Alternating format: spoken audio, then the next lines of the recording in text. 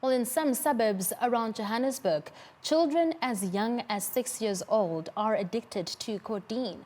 The medicine is easily available and pharmacies cannot keep track of or identify misuse. Our reporter Anina Piens visited these communities where the abuse is rife and more children are walking the streets high on codeine. One mother from WESTBURY told Newsroom Africa in an exclusive but anonymous interview that her son has become like a zombie. Referred to as purple drank, lean, syrup, double cup or dirty Sprite, codeine abuse has the South African youth in a grip. It's like a dreamy feeling. It's a really nice feeling. It's also a sedative. So your speech will start to slur, your brain will slow down, not keep up with your mouth. But those are the desirable side effects. The undesirable side effects are itchiness, nausea, stomach cramp, lots of scratching.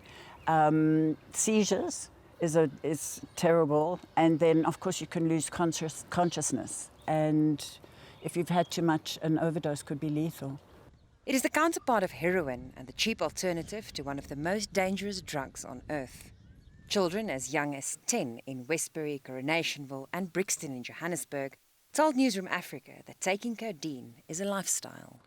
Sometimes they buy Codeine, I don't know what's the other one's name.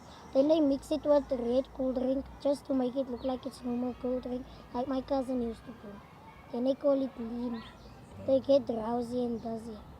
And then their eyes start to turn yellow.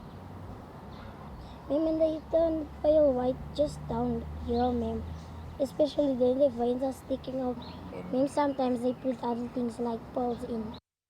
School children pour it into emptied out Prit containers and sip on it in classrooms under the noses of unsuspecting teachers.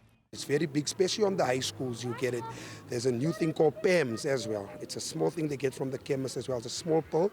This pill, when you take the pill itself, like the young girls, they do not know where they are. You see, there's already a video going around with the young girls laying in the park. Don't know where they are, dazed out of their minds, of course.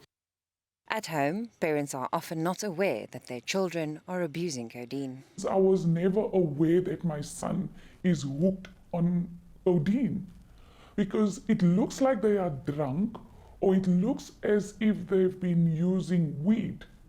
But in actual fact, they are high on codeine. It is a nightmare to us as a family because, you know, it is very shocking to see him like that.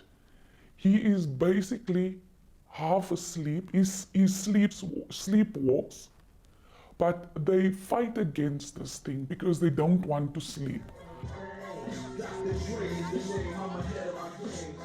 But is upping the schedule an effective solution to keeping the medicine off the street? We don't want to make it something that can't be bought over the counter for the simple reason that that pushes the price up. If a person is in need of an effective painkiller that contains codeine, they would have to go to a doctor to get a prescription in order to get some. That's also counterproductive as well. We have got to get into a situation where we have a standard, uniform database that at every point where the sale of that medication is made, it's recorded on a database that try and make the same purchase 5 minutes later or even 2 days later. The database will tell us that you've got enough to see you through. But a database counters the protection of personal information and is seen as an invasion of privacy. Up to now, tracking the medicine from supplier to end user has also not worked. It is because of these challenges that the medicine industry continues to look for better solutions. For Newsroom Africa on Channel 405, I'm Anina Piens in Johannesburg.